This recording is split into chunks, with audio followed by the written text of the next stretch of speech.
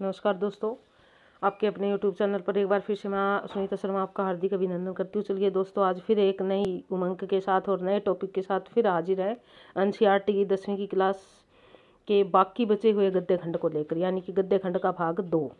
चलिए देखते हैं क्या है इसमें। पहले हमने 4 पाठ कर लिए थे कल, आज 5वें पाठ पे आते हैं। एक कहानी है भी की लेखिका का यदि हम बात करें तो मनु भंडारी है इसकी लेखिका। मनु भंडारी बहुत ही चर्चित कवित्री रही है और लेखिका रही है।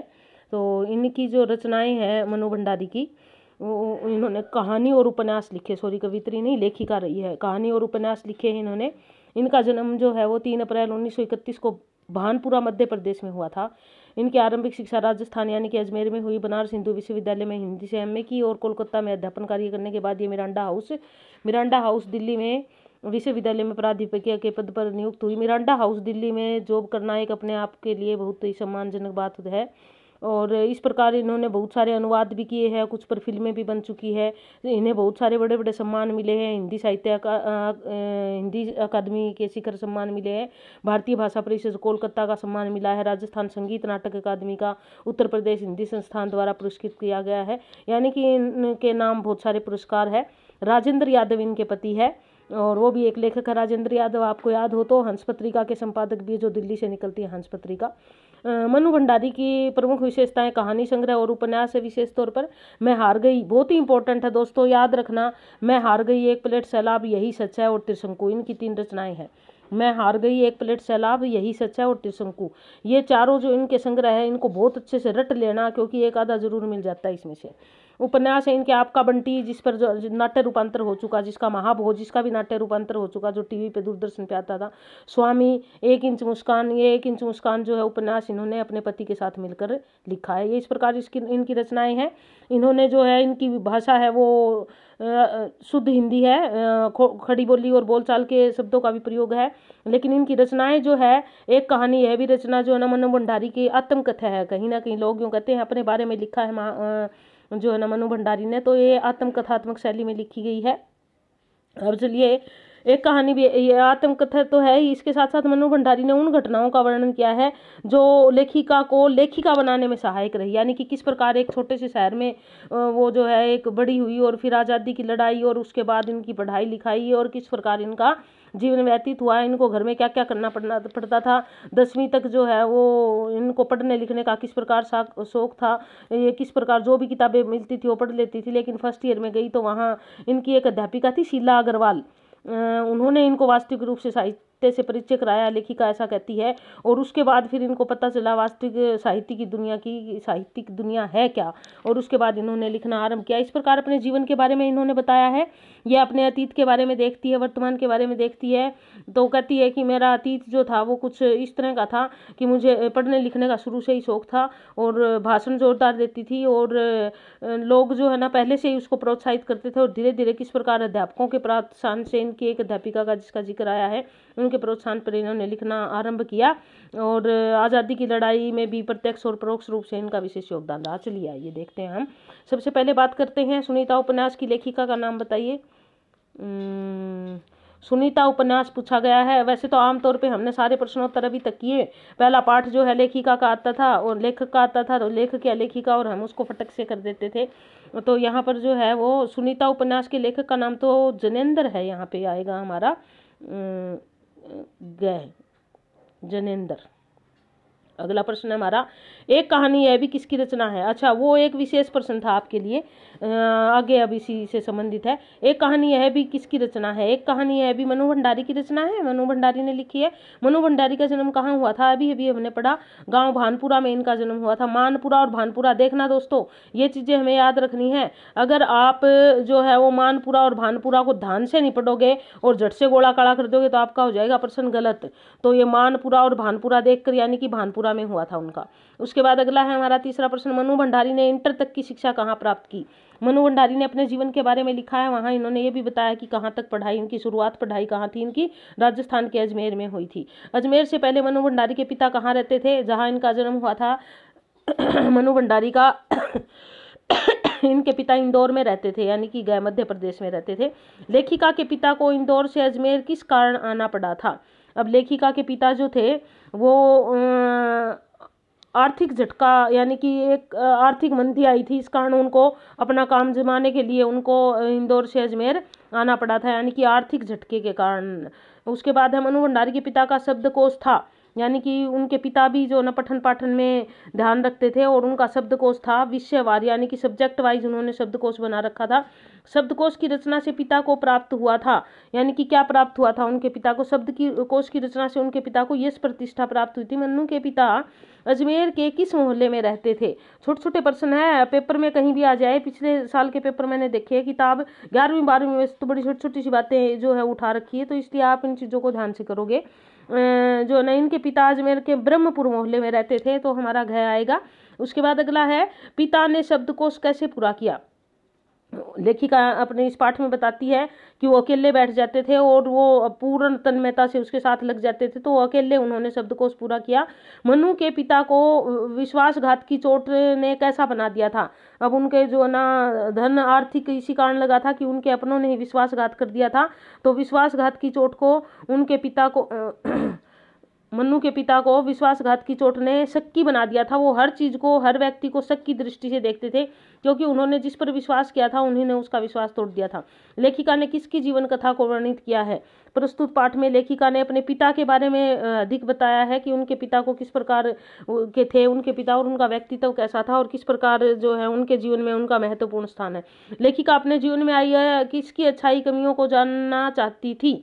अब लेखिका किससे प्रभावित थी? लेखिका जो है अपने पिता से अधिक प्रभावित थी, तो स्वाभाविक है उनकी जो न चीज़ें उनके मन में क्या क्या अच्छाई आई, क्या बुराई आई, तो वो सारी चीज़ जानना चाहती थी। लेखिका के मन में किसने जन्म ले लिया था?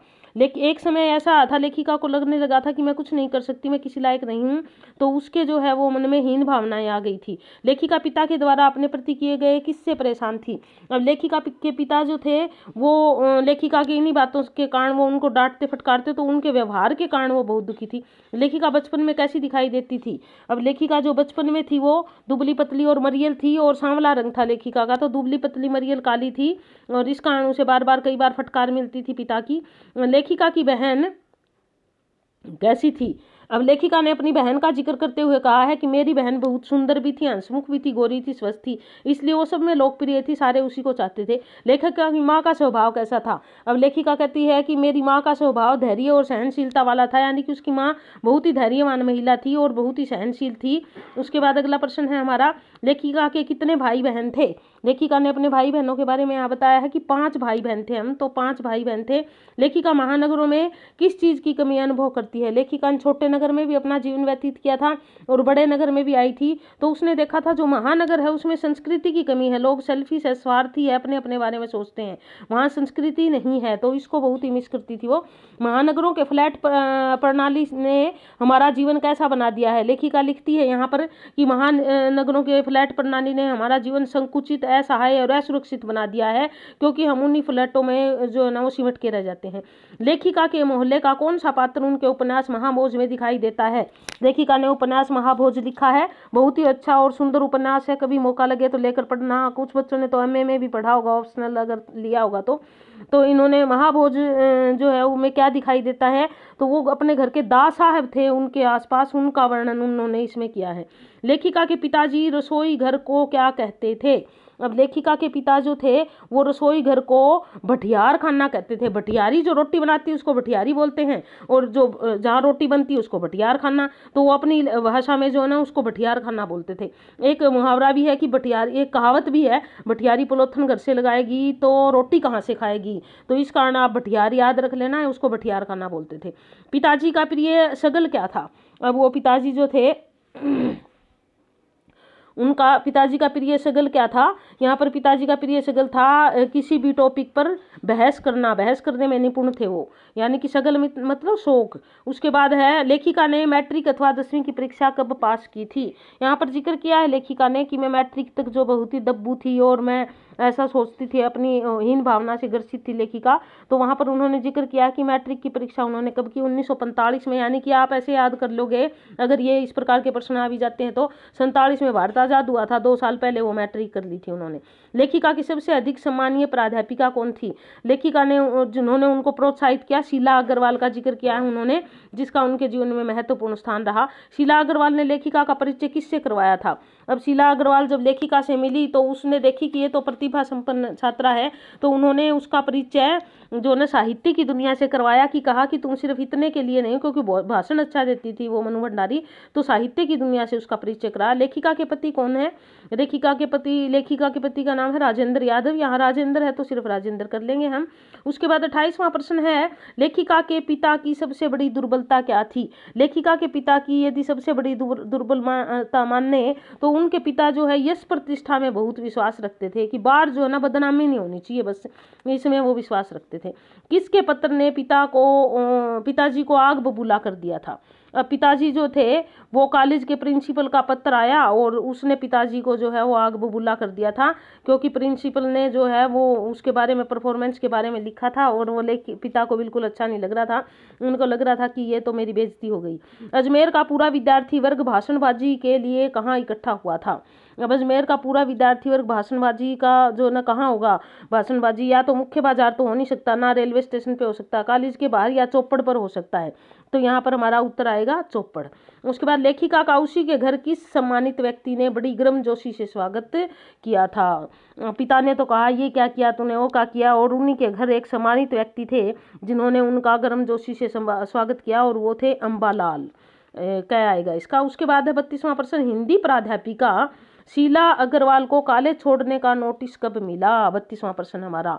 अब उनको कॉलेज छोड़ने का नोटिस मिला सन 1947 मई 1947 में, यानी कि सन 1947 मई 1947, उल्टा छप गया है। सभी भारतीयों के लिए किस दान का महत्व है? अब सभी भारतीयों के लिए जो है वो 15 किस दिन का, दान का नहीं सॉरी, हाँ ठीक है दिन है, किस दिन का महत्व है? ये तो हम जानते ही है किस दिन का महत्व है हमारे लिए, 15 अगस्त 1947 का जितना महत्व है शायद ही किसी चीज का हो। लेखिका के परिवार में लड़की के विवाह के लिए अनिवार्य आयु क्या थी? अब लड़की का जो परिवार था उसमें लड़कियों की जल्दी से ब्याह कर दिया जाता था, भाई लड़की 16 की हो वो और उसका ब्याह कर दो। तो लेखिका का पिता भी ऐसा ही चाहता था। लेखिका के पिताजी की पुस्तकों का साम्राज्य रहता था। कैसे रहता था? पीछे उन्होंने दिया, वो अकेले बैठकर करते थे। जो इस प्रकार के जो व्यक्ति होते हैं वो क्या होते हैं, अपनी सारी चीजें अपने इर्द गिर्द फैला के रखते हैं, तो यहाँ पर अव्यवस्थित रहता था, यानी कि फैला के बैठते थे वो सारी चीजें। दास साहब नामक पात्र का संबंध लेखिका के किस उपन्यास से है? पहले आ चुका, रिपीट हुआ है, थोड़ा प्रश्न उल्टा पुल्टा है, महाभोज से है।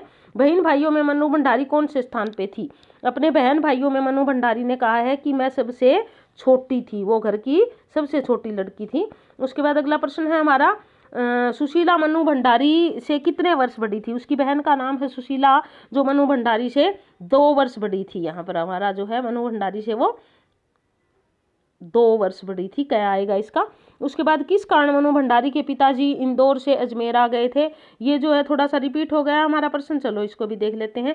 बड़ी बहन की शादी के समय मनु भंडारी की आयु क्या थी? जब उनकी बड़ी बहन की शादी हुई थी, जब मनु भंडारी की आयु 7 वर्ष की थी, क्योंकि 16 साल की लड़कियों का शादी कर देते थे वो। तो 41वां प्रश्न है हमारा, मनु भंडारी ने 20वीं सदी की सबसे बड़ी उपलब्धि क्या माना है? मनु भंडारी ने 20वीं सदी की सबसे बड़ी सबसे बड़ी उपलब्धि जो है वो 15 अगस्त 1947 को माना है कि देश आज़ाद हुआ हमारे लिए, इससे बड़ी कोई उपलब्धि नहीं हो सकती। मनु भंडारी के पिताजी की सबसे बड़ी दुर्बलता क्या थी? ये भी थोड़ा सा जो है वो रिपीट हो गया है, यस लिप साउंड की दुर्बलता थी। मनु भंडारी के पसंद, ये भी रिपीट हो गया है हमारा, तो कोई बात नहीं, कर लेते हैं इसको। उसके बाद मनु भंडारी की माध्यमिक शिक्षा राजस्थान के किस शहर में हुई थी? अजमेर में हुई थी।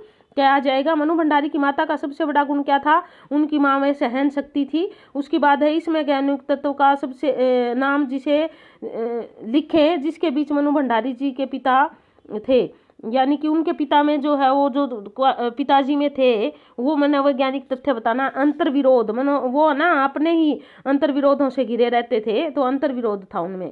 तो इस प्रकार हमारा मनु भंडारी का ये पाठ एक कहानी यह भी पूरा हुआ। तो दोस्तों चलिए अब अगला देखते हैं, हमारी स्त्री शिक्षा के विरोधी कुतर्कों का खंडन। अब एक समय ऐसा था, लोग कहते थे कि महिलाओं को नहीं पढ़ाना चाहिए, और हमारे जो आधा ज्ञान रखने वाले लोग हैं वो तो ऐसे भी कहते हैं, ढोर अखबार शूद्र समनारी ये सब ताड़न के अधिकारी। तुलसीदास जी ने ऐसा कहा था, लेकिन उससे आधा श्लोक और भी है। तुलसीदास ने किसके लिए कहा था ये नहीं जानते, लेकिन जो इस चीज का जो ना लोग समर्थक है वो ऐसे ऐसे कह देते हैं। तो इस प्रकार स्त्री शिक्षा के लिए लोग कहते थे कि स्त्रियों को नहीं पढ़ाना चाहिए, उनका काम चूल्हा चौका है। तो यहाँ पर आचार्य महावीर प्रसाद द्विवेदी साहित्य के बहुत बड़े पुरोधा है, इनके बारे में हमें बहुत अच्छे से पढ़ लेना चाहिए। सरस्वती पत्रिका का नाम आता है तो महावीर प्रसाद द्विवेदी जी का नाम भी आता है, और हिंदी साहित्य के जो न परिष्कृत रूप का नाम आता है तो भी महावीर प्रसाद द्विवेदी का नाम आता है। 1903 से 1920 तक सरस्वती पत्रिका में जो हिंदी को महावीर प्रसाद जी ने साहित्यिक रूप दिया, उनका नाम हिंदी साहित्य तो कभी भुला नहीं पाएगा। चलिए इनके जीवन के बारे में जानते हैं थोड़े से। आचार्य महावीर प्रसाद द्विवेदी हिंदी के निबंधकार एवं आलोचक के रूप में प्रसिद्ध है। इनका जन्म 1864 ईस्वी में उत्तर प्रदेश के रायबरेली के दौलतपुर नामक गांव में हुआ था। आचार्य प्रसाद द्विवेदी जो है वो इनके छोटे भाई है, और इनकी प्रारंभिक शिक्षा जो है वो घर पर ही हुई थी। इनको संस्कृत का बहुत अच्छा ज्ञान था और उर्दू का अध्ययन भी किया इन्होंने। अंग्रेजी के अध्ययन के लिए इन्हें रायबरेली, उन्नाव और फतेहपुर भेजा गया। आर्थिक स्थिति इतनी अच्छी नहीं थी, इसलिए जल्दी वहाँ से बुला लिया गया और इन्होंने रेलवे में नौकरी करी। 1900 में सरस्वती पत्रिका निकली। 1903 में उस समय जो है ना राधा कृष्ण दास उसके संपादक थे 1900 में, और इनका जो है ना साहित्य के प्रति बहुत रुझान था। तो 1903 में इनके पास बुलावा भेजा गया कि क्यों ना आप किसके संपादक बन जाए, और ये अपनी रेल की नौकरी छोड़ के सरस्वती पत्रिका के संपादक बन गए। तो इस प्रकार इनका जीवन रहा। सरस्वती पत्रिका का संपादन तो संभाला ही संभाला, जो एक हिंदी साहित्य के इतिहास में अविस्मरणीय जो है वो योगदान है इनका। और 1938 में इनका निधन हो गया था। इनकी जो रचनाएं हैं जो याद करने की है, रस रंजन बहुत इंपॉर्टेंट है, विचार विमर्श, साहित्य शिखर, अद्भुत अलाप, साहित्य संदर्भ, इनके निबंध संग्रह है, संपत्ति शास्त्र इनकी, अर्थशास्त्र से संबंधित बहुत इंपॉर्टेंट है, अर्थशास्त्र से संबंधित भी इनकी रचना है, महिला मोद, महिलाओं के लिए उपयोगी तथा आध्यात्मिकी दर्शन शास्त्र पे आधारित इनकी रचना है, द्विवेदी काव्यमाला है, और इनका संपूर्ण साहित्य महावीर प्रसाद द्विवेदी रचनावली के नाम से संग्रहित है। इनकी भाषा जो था वो साहित्यिक हिंदी थी। ये मुहावरों का भी प्रयोग करते थे, उर्दू शब्दावली का भी प्रयोग है इनकी भाषा में। हिंदी को सबसे बहुत ही महत्वपूर्ण मानते थे। बहुत सारे ऐसे लेखक थे जिन्होंने महावीर प्रसाद द्विवेदी ने जिसको प्रोत्साहित किया, और उन लेखकों ने जो है वो इनके ऋणी है। तो इस प्रकार ये हमारा स्त्री शिक्षा के विरोधी कुतर्कों का खंडन पाठ जो है इनका एक निबंध है। उन लोगों की चेतना जागृत करना है जो स्त्री शिक्षा को व्यर्थ मानते हैं। उन लोगों के अनुसार शिक्षित स्त्री जो है समाज के लिए विघटन का कार्य करती है, कुछ लोग ऐसा मानते हैं। इस निबंध की एक विशेषता यह भी है कि परंपरा का जो हिस्सा सड़गल चुका है उसे बेकार मानकर छोड़ देना चाहिए और हमें आगे बढ़ना चाहिए। कुछ इस प्रकार का जिक्र किया हमारे लेखक ने। तो देखिए आज ये है, देखते हैं हम क्या है हमारा कवि यहाँ पर क्या लिखता है। प्रश्न नंबर 1, नौबत खाने में इबादत स्त्री शिक्षा के विरोधी कुतर्कों का खंडन। आचार्य महावीर प्रसाद जी के बारे में अभी हमने बात की थी, तो आइए अब हम प्रश्नोत्तर के बारे में बात करते हैं। महावीर प्रसाद द्विवेदी जी को जरूर कर लेना, क्योंकि उनसे संबंधित प्रश्न कई बार आ जाते हैं। स्त्री शिक्षा के विरोधी कुतर्कों का खंडन किसकी रचना है? स्वाभाविक है, जब हम महावीर जी की बात कर रहे हैं तो उन्हीं की रचना है, आचार्य महावीर प्रसाद द्विवेदी की। स्त्री शिक्षा के विरोध को क्या मानता है लेखक? जो है वो स्त्री शिक्षा के विरोध को मानता है शोक, यानी कि यह समाज के लिए एक शोक की बात है, इसको वह शोक मानता है। कैसे लोग, अगला तीसरा प्रश्न हमारा, कैसे लोग स्त्री शिक्षा का विरोध करने में डटे हुए हैं? यानी कि उनका एक ही काम है सिर्फ स्त्री शिक्षा का विरोध करना। वो जिन्होंने बड़े बड़े स्कूलों और कॉलेजों में शिक्षा पाई है, ऐसे लोग उसका विरोध कर रहे हैं। लेखक को इसी बात का दुख है। जिस भाषा में शकुंतला ने श्लोक रचा था वह किसकी भाषा थी? अब शकुंतला ने कहते हैं कि जब श्लोक पढ़ा होगा तो वह किसकी भाषा थी? वह अपढ़ों की, अनपढ़ों की नहीं है। लेखक ने अपढ़ शब्द का प्रयोग किया, अपढ़ों की भाषा थी। अधार्मिकों को धर्म तत्व समझाने वाले कुछ लोग किसका विरोध करते हैं? जो लोग अपने आप को धर्म जो है वो भीरु मानते हैं और धर्मोपदेशक मानते हैं, वो लोग क्या करते हैं? वो नारी शिक्षा का विरोध करते हैं, यानी कि खै। स्त्री शिक्षा के विरोधी लोग स्त्रियों को शिक्षित करने में किसका नाश मानते हैं? वो कहते हैं अगर स्त्रियां शिक्षित होगी तो क्या हो जाएगा? समाज का नाश हो जाएगा, उनका ऐसा मानना है। यानी कि इसका जो है हमारा परिवार भी दे रखा है यहाँ पे, परिवार आएगा, परिवार का नाश हो जाएगा, क्या आएगा? किस बात से पता चलता है कि शकुंतला कम पढ़ी लिखी थी। अब शकुंतला नाटक जो है ना, अभिज्ञान शाकुंतलम की बात की है लेखक ने यहाँ पे, तो कहते हैं कि वह एक छोटा श्लोक भी ठीक से नहीं लिख सकी। इससे पता चलता है कि वह कम पढ़ी लिखी थी। उसके बाद है पुराने संस्कृत कवियों ने नाटकों में कुलीन स्त्रियों से किसकी भाषा में बातें की हैं। अब वो जो थोड़े कम पढ़े लिखे थे उनकी भाषा थोड़ी और तरह की होती थी, और जो ज़्यादा पढ़े लिखे थे उनकी और, लेकिन स्त्रियों के लिए जो है वो ज़्यादातर अपढ़ों की भाषा प्रयोग करते थे। बौद्ध और जैनों ने के समय कौन सी भाषा प्रचलित थी। यदि हमने भाषा साहित्य वाली आपने मेरी वीडियो देखी होगी तो आपको पता होगा बौद्ध और जैनों के समय जो है, पाली का नाम यहाँ है नहीं तो प्राकृत का नाम है, तो स्वाभाविक है प्राकृत आएगा। पाली और प्राकृत दोनों थी। बौद्धों और जैनों ने कितने ग्रंथों की रचना की। उनके बौद्ध धर्म के और जैन धर्म के जो है ना बहुत सारे ग्रंथ थे, हजारों की संख्या में ग्रंथ थे उनके, जो पाली और प्राकृत में लिखे। बौद्धों और जैनों ने कितने ग्रंथों की रचना की थी। उनके हजारों में ग्रंथ लिखे गए, रिपीट हो गए। किस मुनि ने प्राकृत भाषा में उपदेश दिया है। यहाँ पर जिन जिन मुनियों की बात है, अगर उनकी बात करें हम, प्राकृत भाषा का प्रयोग करने वाले हमारे शल्य मुनि थे। शाल्य मुनि यानी कि क्या आएगा। महाभारत से भी बड़ा ग्रंथ कौन सा है। अब महाभारत बहुत बड़ा ग्रंथ, महाकाव्य माना जाता है, और जो बौद्ध धर्म का त्रिपिटक ग्रंथ है वो महाभारत से भी बड़ा ग्रंथ है, जो किस में लिखा, पाली भाषा में लिखा, पाली और प्राकृत में। उसके बाद बौद्ध और जैनों के ज़माने में कौन सी जनसाधारण की भाषा थी। बौद्ध और उनके ज़माने में भाषा जो जनसाधारण की भाषा थी वो प्राकृत थी। उसके बाद है प्राचीन काल में नाट्य शास्त्र संबंधी नियम बताने में कौन सी भाषा सर्वमान्य की गई थी, यानी कि कौन सी ऐसी भाषा थी जिसको सभी लोग एक मत से मानते थे, और वह थी संस्कृत भाषा, यानी कि घ उत्तर आएगा इसका।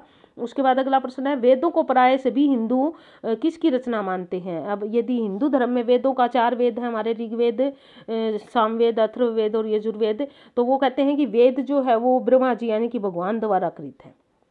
ईश्वर ने वेद मंत्रों की रचना और उनका दर्शन किस स्त्री से करवाया था। अब यहाँ पर जो इसमें दिया है कि वो वेदों को रचने वाली भी तो स्त्री थी, और उस स्त्री का नाम जो है यहाँ पर दिया है विश्ववरा, यानी कि सरस्वती का नाम विश्ववरा जो है। बौद्ध ग्रंथ त्रिपिटक की कौन सी गाथा के अंतर्गत सैकड़ों शिष्यों की रचना संकलित है। त्रिपिटक ग्रंथों में बौद्ध धर्म की जो है वो उपदेश संकलित है, तो यहाँ थेरी गाथा है जो उसमें संकलित है। किसकी पत्नी धर्म पर व्याख्यान देते समय घंटों पांडित्य प्रकट कर सकती थी, यानी कि किसकी पत्नी थी जो स्त्री धर्म पर व्याख्यान घंटों करती रहती थी। अत्रि की, अनसुया नाम था उनका, अत्रि ऋषि की पत्नी, बहुत बड़ी विदुषी थी अनसुया। किस स्त्री ने बड़े बड़े ब्रह्मवादियों को हरा दिया था। अब यहाँ पर बात आती है 19वां प्रश्न हमारा, गार्गी ने बड़े बड़े विद्वानों को हरा दिया था। उसके बाद है हमारा, किसकी धर्मपत्नी ने शंकराचार्य के छक्के छुड़ा दिए थे। अत्रि ऋषि की पत्नी ने शंकराचार्य के भी छक्के छुड़ा दिए थे। 20वां प्रश्न हमारा, मंडन मिश्र की पत्नी थी, मंडन मिश्र की पत्नी आएगी, गया आएगा इसका। उसके बाद 21वां प्रश्न, स्त्री शिक्षा विरोधी स्त्री की पढ़ाई को क्या समझते हैं। वो क्या कहते हैं, स्त्री की पढ़ाई जो है वो कालकूट है, यानी कि ये क्या आएगा इसका। स्त्रियों के लिए पढ़ना कालकूट और पुरुषों के लिए पीयूष का घूंट। यहाँ कालकूट का अर्थ क्या है। कालकूट मतलब जहर, अभिशाप, क्या कहेंगे कालकूट को हम। 22वां प्रश्न हमारा, कालकूट का मतलब अभिशाप है, यहाँ पे है। ब्राह्मण के हाथ श्री कृष्ण को पत्र किसने भेजा था। ब्राह्मण के हाथ श्री कृष्ण को पत्र रुक्मणी ने भेजा था। रुक्मणी जो थी वो क्या थी, श्री कृष्ण की पत्नी थी रुक्मणी। राम को क्या संबोधित करके अपना क्रोध प्रकट किया गया था। राम को जो है वो राजा कहकर अपना क्रोध प्रकट किया गया था, यानी कि घ आएगा इसका। किसने श्री कृष्ण को पत्र भेजा था। अभी अभी हमारी थोड़ी देर पहले ही जिक्र हुआ है, रुक्मणी ने श्री कृष्ण को पत्र भेजा था। त्रिपिटक ग्रंथों की रचना किसने की। त्रिपिटक जो है ना बौद्धों के ग्रंथ है, तो बौद्धों ने की। यह लेख पहली बार किस में प्रकाशित हुआ था। 27वां प्रश्न हमारा, यह लेख यानी कि जो जिस लेख का हम अभी जिक्र कर रहे हैं, ये सबसे पहले जो है वो सरस्वती पत्रिका में प्रकाशित हुआ था। सनातन धर्मावलंबियों की दृष्टि में कौन सा ग्रंथ महत्व रखता है। यदि सनातन धर्म की यदि हम बात करें तो सनातन धर्म में भागवत ग्रंथ जो है वो महत्वपूर्ण है। शिक्षा कैसा शब्द है, बहुत ही इंपॉर्टेंट है। शिक्षा कैसा शब्द है। शिक्षा एक व्यापक शब्द है जिसका जो है ना विस्तार है, जिसको हम संकुचित रूप में नहीं ले सकते। उसके बाद हमारा 31वां प्रश्न है अगला, यहाँ स्त्रियां न पढ़ती थी अथवा उन्हें पढ़ने की मुमानियत थी। यहाँ मुमानियत से क्या अभिप्राय है। मुमानियत से अभिप्राय है प्रतिबंध लगाना, यानी कि रोक लगाना, तो गया आएगा यहाँ पे। श्रीमद् भागवत के कौन से स्कंद में रुक्मणी हरण किया गया। श्रीमद् भागवत में जो है वो रुक्मणी के 10वें स्कंद में जो है वो रुक्मणी हरण बहुत बड़ा है। 10वें स्कंद भागवत का किसकी पत्नी ने शंकराचार्य के छक्के छुड़ा दिए थे?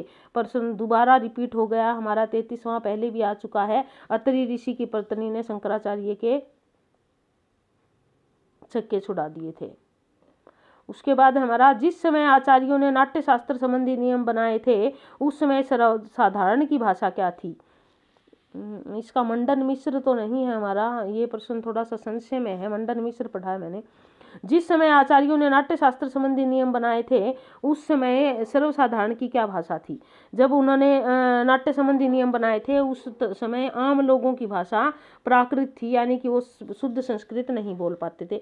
श्रीमद् भागवत के 10वें स्कंद के उत्तरार्ध के कौन से अध्याय में रुक्मणी हरण की कथा है? अब उत्तरार्ध में पूछा है कि रुक्मणी हरण की अध्याय में, स्कंद नहीं पूछा, अध्याय पूछा है। स्कंद पाठ होता है और अध्याय उनके अलग अलग रूप। तो यहाँ पर जो है वो हमारा 35वां प्रश्न है। 35वें प्रश्न में यदि ले तो 53वां अध्याय है जिसमें रुक्मणी हरण का वर्णन है। महावीर प्रसाद द्विवेदी द्वारा संपादित पत्रिका का नाम सरस्वती।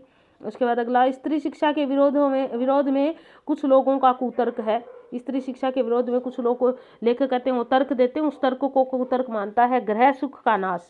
यदि स्त्री को पढ़ाओगे तो ग्रह सुख का नाश हो जाएगा। संस्कृत के नाटकों में नारी पात्र किस भाषा में बोलती थी? अधिकतर नारी पात्र जो है वो प्राकृत भाषा में बोलती थी। उसके बाद मंडन मिश्र की पत्नी ने किस आचार्य से शास्त्रार्थ किया था? मंडन मिश्र की पत्नी जो थी, पीछे भी आया है उनका नाम, उन्होंने शंकराचार्य से शास्त्रार्थ किया था। तो ये है ना दोस्तों, ऊपर अत्रि गलत दे दिया था, मंडन मिश्र आएगा, ध्यान रखना उस प्रश्न में। शकुंतला के कटु वाक्यों का निशान कौन बना? यदि शकुंतला के कटु वाक्यों का जो है ना निशाना कौन बना की बात करें तो कौन बनेगा? जो शकुंतला को छोड़ के जाएगा वही बनेगा, यानी कि दुष्यंत। रुक्मणी ने किसे पत्र लिखा था? रिपीट हो गया है। त्रिपिटक किस धर्म से जुड़ा है? बौद्ध धर्म से जुड़ा हुआ है। तो इस प्रकार ये जो है ना हमारे प्रश्न थे जो महावीर प्रसाद द्विवेदी जी के पाठ थे उसके, स्त्री शिक्षा के विरोधी कुतर्कों का खंडन। अगला पाठ हमारा नौबत खाने में इबादत। लेखक का नाम यतीन्द्र मिश्र है। यदि यतीन्द्र मिश्र की बात करें तो आधुनिक हिंदी साहित्य के में बहुत बड़ा नाम है इनका। 1977 में उत्तर प्रदेश में इनका जन्म हुआ था और इन्होंने लखनऊ, अभी तो हम जो ना 1900 के स्टार्टिंग के लेखकों की बात करते आ रहे थे, हमारे आधुनिक लेखक है। इन्होंने लखनऊ विश्वविद्यालय से हिंदी में एमए किया है और कविता, संगीत और अन्य ललित कलाओं में इनका विशेष रुचि थी। 1999 में इन्हें विमला देवी फाउंडेशन नामक सांस्कृतिक न्यास की स्थापना की थी और थाती यानी कि धरोहर और अर्धवार्षिक पत्रिका सरित का इन्होंने संपादन किया है। इन्हें इनकी साहित्यिक उपलब्धियों के लिए भारत भूषण अग्रवाल कविता सम्मान तथा हेमंत स्मृति कविता पुरस्कार, ऋतुराज सम्मान आदि मिल चुके हैं, यानी कि कई पुरस्कारों से सम्मानित किए गए हैं। रचनाएं विशेष तौर पर देख लीजिए यतीन्द्र मिश्र की यदा कदा, अयोध्या तथा अन्य कविताएं, डोडिक पर आलाप और गिरजा। इन्होंने कवि द्विवेदी जी की द्विज देव ग्रंथावली का सह संपादन भी किया है, यानी कि उनके साथ लगकर उनकी ग्रंथावली का भी संपादन इन्होंने किया है। अब प्रस्तुत जो है ना पाठ नौबत खाने में इबादत। नौबत खाने में इबादत यतीन्द्र मिश्र द्वारा जो है ना एक शहनाई वादक उस्ताद बिस्मिल्लाह खां के जीवन पर आधारित है। यह उनके जीवन के ऐसे पक्षों को उजागर कर रहा है जो शायद हम आम लोग नहीं जानते। 1916 से 1922 तक जो नक्काशी में 6 वर्ष का अमरुद्दीन आया था और उनका भाई शमसुद्दीन, किस प्रकार वो वहाँ रहे और उन्होंने सादिक हुसैन और अली बख्श के पास रहते हुए, यानी कि उनके मामा थे दोनों, शहनाई वादक सीखा और हनुमान जी के मंदिर में शहनाई गाते थे। सारा जिक्र उन्होंने किया है। जब वो गाते थे अमरुद्दीन, तो उनको शुरू में जो है वो क्या मिलता था, शहनाई बजाने की अठन्नी मिलती थी वहाँ, और जब हनुमान जयंती होती थी तो 5 दिन तक लगातार वहाँ पर गायन चलता था। उनके गांव के बारे में जिक्र किया है, शहनाई किससे बनती है इसके बारे में जिक्र किया है, जो आगे प्रश्नोत्तर के माध्यम से आप देखोगे। तो प्रश्न नंबर 1 देखिए, इसका नौबत खाने में इबादत किसकी रचना है? यतीन्द्र मिश्र की है।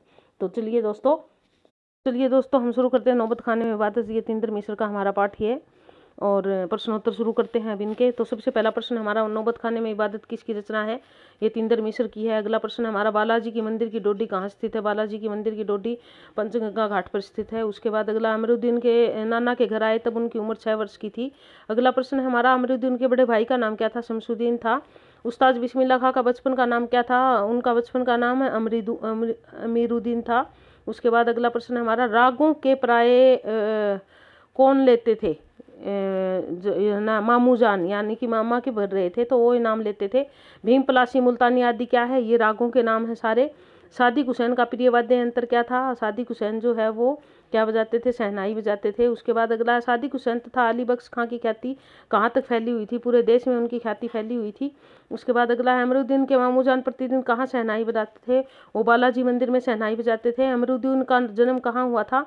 अमरुद्दीन का जन्म डुमराव में हुआ था। उसके बाद अगला, अमरुद्दीन के ननिहाल कहाँ था? उनका ननिहाल जो है अमरुद्दीन का काशी में था, यानी कि घ आएगा इसका 12वें प्रश्न का हमारा। उसके बाद 13वां प्रश्न है हमारा, शहनाई बजाने के लिए किसका प्रयोग होता है? शहनाई बनाने के लिए रीड का प्रयोग होता है। क्या आएगा इसका 13वें का? उसके बाद 14वां प्रश्न है हमारा, शहनाई बजाने के प्रयोग में आने वाली, आगे, शहनाई बजाने के प्रयोग में आने वाली रीड किससे बनती है? अब ये रीड जो है वो नरकट से बनती है। नरकट एक घास है, जिस तरह झुंड होता है और होते इस तरह नरकट भी एक घास होता है, नरकट से बनती है ये। उसके बाद अगला प्रश्न है, नरकट घास कहाँ मिलती है? नरकट घास सोन नदी के किनारे मिलती है, तो इसका आएगा हमारा कै। उसके बाद अगला हमारा, उस्ताद बिस्मिल्लाह खां साहब के परदादा का क्या नाम था? उनके परदादा का नाम जो था उस्ताद सलार हुसैन खां था। क्या आएगा इसका हमारा 16वें का कै। उसके बाद अगला है हमारा 17वां प्रश्न, उस्ताद बिस्मिल्लाह खां के पिता का क्या नाम था? पिता का नाम जो था वो उस्ताद पैगंबर बख्श खान था। गया आएगा। 18वां प्रश्न, उस्ताद बिस्मिल्लाह खां के अनुसार उनकी संगीत प्रेरणा कौन थी? उनकी संगीत प्रेरणा जो थी रसूल बाई और बतलून बाई, ये दो बहनें थी जो शास्त्रीय संगीत गाती थी, वो उनकी प्रेरणा थी ये दोनों। उसके बाद है अगला हमारा, फटासुर ने बख्शे लुंगिया का क्या? आज फटी तो कल सिल जाएगी। मलिक ने यह दुआ कौन मांगता है? मालिक से यह दुआ कौन मांगता है? अब बिस्मिल्लाह जो है, मालिक से यह दुआ कौन मांगता है? बिस्मिल्लाह खां जी मानते हैं। उसके बाद अगला है, कहाँ पर लोकगीत एवं चैती में शहनाई का उल्लेख बार बार मिलता है? अब ये जो ना अवधि में जो है ना लोकगीतों में चैती में शहनाई का उल्लेख बार बार मिलता है। 20वां प्रश्न हमारा। उसके बाद अगला 21वां प्रश्न है, दक्षिण भारत में शहनाई की तरह का वाद्य यंत्र कौन सा है? नागस्वरम जो है वो शहनाई की तरह वाद्य यंत्र है। गया आएगा इसका। शहनाई की मंगल ध्वनि के नायक कौन है? मंगल ध्वनि के नायक जो है वो बिस्मिल्लाह खां है। लाखों सजदे इसी एक सच्चे सुर की इबादत में खुदा के आगे झुकते हैं। यहाँ सजदे क्या है? सजदे से विपराय सिर है यहाँ पे। उसके बाद, नायक शहनाई वादक किसके सामने झुककर सच्चे सुर की इबादत मानते थे? वो खुदा के सामने झुककर सच्चे सुर। बिस्मिल्लाह खां समाज के बाद सजदे में गिड़गिड़ाते हुए क्या मानते हैं? वो सुर मांगते हैं कि मेरा सुर कभी भी ना बिखरे, या मैं बहुत अच्छा सुरीला गाऊं। सुरों के प्रभाव से बिस्मिल्लाह खां आंखों में से कौन से आंसू निकलते लगते हैं? मोती की तरह आंसू निकलने लगते हैं। किस इतिहास में शहनाई का उल्लेख नहीं मिलता? वैदिक कालीन इतिहास में शहनाई का उल्लेख नहीं है। किस मंदिर की डोडी के नौबत खाने में शहनाई की मंगल ध्वनि गूंजा करती थी? बालाजी मंदिर में। नौबत खाने में इबादत किस प्रकार की साहित्यिक विधा है? ये एक व्यक्ति चित्र है, यानी कि उनके बारे में लिखा हुआ है, एक व्यक्तित्व के बारे में। बिस्मिल्लाह खां के लिए मुहर्रम की कौन सी तारीख महत्व रखती थी? उनके लिए 8वीं तारीख महत्व रखती थी। इस दिन बिस्मिल्लाह खां 8 किलोमीटर की दूरी तक पैदल चल रोते हुए क्या बजाते थे? नोहा बजाते थे वो। उसके बाद बिस्मिल्लाह खां को कहाँ की कचौड़ी पसंद थी? उनको कुसुम हलवाई की कचौड़ी पसंद थी। उसके बाद अगला प्रश्न है हमारा 33वां, बिस्मिल्लाह खां को कौन सी हीरोइन पसंद थी? वो सुलोचना हीरोइन को पसंद करते थे। पुराने समय में 3rd क्लास की टिकट कितने में आती थी? पुराने समय में 3rd क्लास की टिकट जो है वो 6 पैसे में आती थी, यानी कि जितनी उनकी उम्र उतने पैसे में आती थी। वो मामा के आए तब इसी उम्र में आए थे। दोनों प्रश्न एक दूसरे से जोड़ दीजिए। बचपन में बिस्मिल्लाह खां को बालाजी के मंदिर में शहनाई बजाने का कितना मेहनताना मिलता था? 8 अन्नी मिलती थी उनको। हनुमान जयंती के अवसर पर संकट मोचन मंदिर पर कितने दिन का संगीत कार्यक्रम होता था? वहाँ संकट मोचन मंदिर पे जो है ना हनुमान जयंती के उपलक्ष्य में 5 दिन का कार्यक्रम होता था। 5 दिन उनको गाने को मिलता था वहाँ पे। खां साहब की एक रीड कितने मिनट में गिली हो जाती थी? बिस्मिल्लाह खां की जो एक रीड थी वो लगभग 15 से 20 मिनट में गिली हो जाती थी। काशी में कलाधर किसे माना जाता है? वहाँ पर हनुमान जी को जो है वो कलाधर माना जाता है। उसके बाद, मुहर्रम के गमजदा माहौल से अलग कभी कभी सुकून के लिए बिस्मिल्लाह खां याद करते हैं। क्या करते हैं? वो जो है ना अपनी जवानी के दिनों को याद करते हैं। बिस्मिल्लाह खां को किससे अलग करके नहीं देखा जा सकता? अब बिस्मिल्लाह खां को यदि उनका जीवन के बारे में हमने बात की थी, उनका जीवन कहाँ बीता था? गंगा के द्वार पर, तो उससे अलग करके नहीं देखा जा सकता। शहनाई का तात्पर्य क्या है? बिस्मिल्लाह खां का मन, यानी कि ना सॉरी बिस्मिल्लाह खां का हाथ है शहनाई का तात्पर्य। बिस्मिल्लाह खां का देहांत कितने वर्ष की आयु में हुआ था? 90 वर्ष तक जीवित रहे वो। 90 वर्ष की आयु में उनका देहांत हुआ। उनकी मृत्यु कब हुई थी? थोड़ा ही समय हुआ है दोस्तों, ज़्यादा लंबी पुरानी बात नहीं है। आपको भी याद होगा शायद। तो उनकी मृत्यु 22 अगस्त 2006 को हुई थी, यानी कि ख आएगा इसका।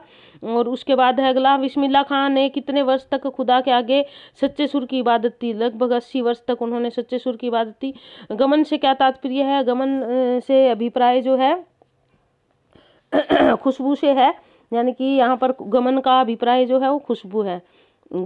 नरकट घास नामक घास डुमराव के किस नदी के, सोन नदी के किनारे पाई जाती थी? नौबत खाने में इबादत पाठ के लेखक का नाम बताइए। ये तिंदर मिस्र है। अरब देश की बजाए जाने वाले वाद्य यंत्र जिसमें नाड़ी या नरकट या रीड का प्रयोग होता है उसे क्या कहते हैं? अरब सागर में जो नाड़ी या नरकट या रीड का प्रयोग होता है उसको वही कहते हैं जो हमारे यहाँ कहते हैं, यानी कि शहनाई। उसके बाद अगला, संकट मोचन मंदिर में किस दिशा में था? वह दक्षिण दिशा में था। पंचगंगा घाट किस शहर में है? पंचगंगा घाट की यदि बात करें तो वह हमारे बनारस शहर में है। उसके बाद है, दक्षिण भारत में मंगला वाद्य का नाम क्या है? यानी कि नागस्वरम मंगल वाद्य, जैसे अपने शहनाई बजती है वहाँ पे जो बलता है उसको नागस्वरम कहते हैं। बिस्मिल्लाह खां का मूल नाम क्या था? अमीरुद्दीन था उनका मूल नाम।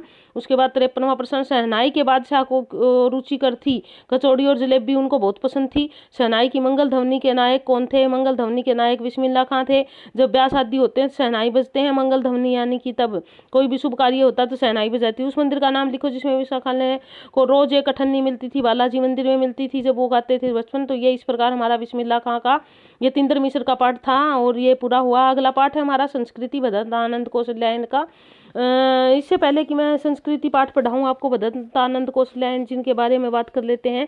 इनका जन्म अम्बाला के सोहाना गांव में हुआ था 1905 में और हिंदी के प्रति इनकी विशेष रुचि थी। देशभक्त, देश विदेश में घूमते रहे, यात्रा की, सारे देश का इन्होंने अनुभव किया। बौद्ध भिक्षु होने के कारण ये एक यायावर थे और 1988 ईस्वी में इनका निधन हो गया था। इनकी जो रचनाएं हैं वो इन्होंने बौद्ध धर्म पर बहुत पठन पाठन किया है इन्होंने। तो प्रमुख रचना इनका भिक्षु के पत्र, बहानेबाजी, रेल का टिकट बहुत इंपॉर्टेंट है। रेल का टिकट जो भूल न सका, यदि बाबा न होते, कहाँ क्या देखा, आह ऐसी दरिद्रा, ये भी बहुत इंपॉर्टेंट है। इन्होंने बौद्ध धर्म के दर्शन से संबंधित अनेक पुस्तकें लिखी है तथा अनुवाद कार्य भी किया है और इनके द्वारा जातक कथाओं में किए गए अनुवाद भी विशेष उल्लेखनीय है, यानी कि जातक कथाओं के अनुवाद। अब संस्कृति जो है इनका पाठ ये क्या है? सभ्यता और संस्कृति की बात करता है हमारा लेखक कहता है संस्कृति क्या है? लोग पुरानी परंपराओं को मानते हैं और उन्हीं को संस्कृति कहते हैं, जबकि ऐसा नहीं है। संस्कृति और सभ्यता अलग अलग चीज है। संस्कृति यदि आधार है तो सभ्यता उस पर रचे जाने वाला कार्य है। तो इस प्रकार इन्होंने सभ्यता और संस्कृति को अलग अलग मांगा है। लेकिन इन्होंने कुछ चीजें ये भी वही है, रूढ़ियों को मानना ही संस्कृति नहीं है हमें, बल्कि रूढ़ियों को मान के जो अच्छी चीजें हैं उनको ग्रहण करें और उन पे चले तो वही हमारी संस्कृति है। ऐसा कुछ इस पाठ में इन्होंने किया है उल्लेख। तो देखिए पाठ की प्रश्नोत्तर कर लेते हैं। पहला प्रश्न है, संस्कृति किसकी रचना है? तो दोस्तों संस्कृति भदंतानंद कौशल्यायन की रचना है। ऐसे दो शब्द जो कम समझ में आते हैं और उपयोग अधिक होते हैं वो कौन से हैं? सभ्यता और संस्कृति है, जो प्रयोग तो बहुत होते हैं और समझ कम आते हैं। जिस योग्यता, प्रवृत्ति अथवा प्रेरणा के बल पर किसी चीज का आविष्कार होता है, व्यक्ति विशेष का अनुराग, व्यक्ति विशेष की अनुमति, व्यक्ति विशेष की संस्कृति, व्यक्ति विशेष की असंस्कृति। तो जिस योग्यता, प्रवृत्ति अथवा प्रेरणा के बल पर किसी भी चीज का आविष्कार होता है, पाठ का नाम आपको पता है तो ये भी पता, आप अंदाजा लगा लोगे, व्यक्ति विशेष की संस्कृति। संस्कृति द्वारा जो आविष्कार हुआ है उस चीज को उसने अपने तथा दूसरों के लिए है, उसका नाम है। अब संस्कृति के लिए जिसका विकास हुआ है उसका नाम हम क्या देंगे? उसका नाम है सभ्यता, यानी कि इसका गया जाएगा हमारा। नई चीज की खोज कौन करता है? नई चीज की खोज, पांचवा प्रश्न है हमारा, कौन करता है? नई चीज की खोज करता है संस्कृत व्यक्ति। यहाँ लेखक ने संस्कृत व्यक्ति उसको कहा है जो सभ्य है, जो कुछ ना कुछ खोज के चलता है, उसी को संस्कृत व्यक्ति कहा है। संस्कृत व्यक्ति से कैसे व्यक्ति का तात्पर्य है? यानी कि वो संस्कृत व्यक्ति किसको कहता है हमारा लेखक? यहाँ पे हमारा लेखक कहता है बुद्धिमान और विवेकशील व्यक्ति को संस्कृत व्यक्ति कहता है। कार्ल मार्क्स ने संसार को में किसे सुखी देखने के लिए अपना सारा जीवन लगा दिया? मार्क्सवादी नेता थे कार्ल मार्क्स। अगर आपको याद हो तो अथेडा और बेल्चे की बात जब आती है तो कार्ल मार्क्स की भी आती है। बहुत बड़े जो ना दार्शनिक हुए कार्ल मार्क्स, तो इन्होंने मजदूरों के हित के लिए सारी उम्र कार्य किया। पूर्वजों से नई चीज प्राप्त करने वाला क्या कहलाता है? जो पूर्वजों से नई चीज प्राप्त करता है उसको हम कहते हैं सभ्य, यानी कि नई चीज प्राप्त करे, ये नहीं कि रूढ़िवादियों पे चलता रहे। सभ्य व्यक्ति वही है जो पूर्वजों से नई नई चीजें सीखता है। विचारवान, जिज्ञासा, मानवतावादी, परिश्रमी, बुद्धिमान और अन्वेषी स्वभाव का व्यक्ति क्या कहलाता है? अब ये सारी चीजें अगर हमारे लेखक के अनुसार लें तो ये सभी हम संस्कृत मानव में ढूंढ सकते हैं। गुरुत्वाकर्षण के सिद्धांत का आविष्कार किसने किया था दोस्तों? ये तो हमें पता ही होगा किसने किया था। न्यूटन के 3 नियम थे गुरुत्वाकर्षण के, उन्हीं का जिक्र हमारे लेखक ने किया है कि न्यूटन अगर नियम ना देता, अगर पुरानी बातों में उलझा रहता, तो आज हमारे पास गुरुत्वाकर्षण के नियम कैसे होते? तो इसका उत्तर ख है हमारा। आज के युग का विद्यार्थी किस विज्ञान में न्यूटन के गुरुत्वाकर्षण पर, हाँ, लेखक कहता है न्यूटन के नियम सिर्फ विज्ञान के लिए नहीं है, सभी चीजों में है। आज का विद्यार्थी तो सिर्फ भौतिक में, यानी कि जो फिजिक्स पढ़ते हैं वो गुरुत्वाकर्षण नियमों को पढ़ते हैं, बाकी को कोई लेना देना नहीं है। जबकि प्रत्येक आदमी की संस्कृति में गुरुत्वाकर्षण दिखता है। न्यूटन को आज के विद्यार्थी से अधिक क्या माना है? उन्होंने उनको सभ्य माना है। वो कहता है मानव के द्वारा की गई कौन सी खोज भूख मिटाने के साथ जुड़ी हुई हो सकती है? भवन निर्माण, आग का निर्माण, यानी कि मनुष्य ने अपनी भूख को मिटाने के लिए आग का निर्माण किया होगा। सर्दी गर्मी से बचने के लिए आविष्कार किया होगा किसका? तरह तरह के वस्त्र, सुई धागे का, यानी कि वो सुई धागे से वस्त्र सिल ले जिससे वो सर्दी और गर्मी से बचे। भले ही वो सुई धागा पत्थर का ही बनाया उसने शुरू में। मोती भरा थाल से क्या तत्व? एक थाली मोतियों का भरा सबके सिर पर औंधा पड़ा, ये एक पहेली है, उसी का जिक्र यहाँ पे थोड़ा सा हमारे लेखक ने किया है। तारों भरी रात्रि का आसमान जो है वो मोती थाल भरा है। मनुष्य रात को खुले आसमान के नीचे क्यों नहीं सो पाता? क्यों नहीं सो क्यों नहीं पाता? वह आसमान के रहस्यों को जानना चाहता है। जैसे वो आसमान को देखता है तो उसकी जिज्ञासा जो है वो जागृत हो जाती है और वो सोचता है कि इस आसमान में क्या छुपा हुआ है। आदमी सोने के लिए कहाँ लेटा था? आदमी खुले आकाश के नीचे लेटा हुआ था। मनुष्य की संस्कृति की जननी कौन है? यदि अंतर की प्रेरणा, बाहर की प्रेरणा, भौतिक प्रेरणा और प्रेम की प्रेरणा। यदि संस्कृति की जननी हम मानने मनुष्य की, तो वो हमारी अंतर की प्रेरणा आंतरिक प्रेरणा मिलती है, तभी वह संस्कृति को जन्म देती है। मानव संस्कृति कैसी वस्तु है?